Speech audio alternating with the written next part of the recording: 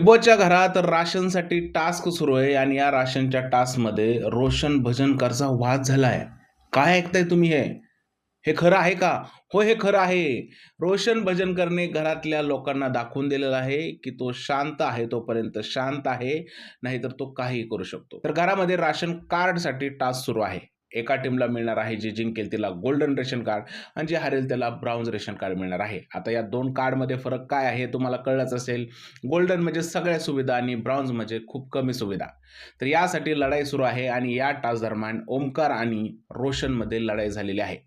रोशनचं असं म्हणणं आहे, की ती गोणी त्यांनी सगळ्यात आधी घेतली होती, पण घरातल्या लोकांचं असं म्हणणं आहे, की त्यांनी गोणी घेतलीच नव्हती. यावरती रोशन बोललाय, की "मी शांत आहे तोपर्यंत शांत आहे.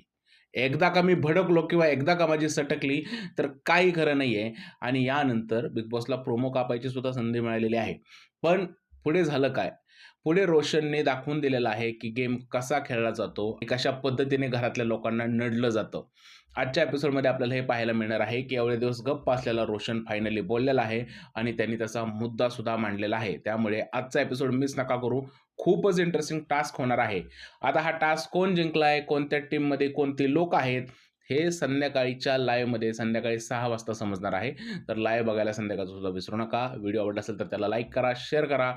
चॅनलला सबस्क्राईब करायला विसरू नका. भेटूया पुढच्या व्हिडिओमध्ये. तोपर्यंत जय हिंद, जय महाराष्ट्र आणि भारत माता की जय.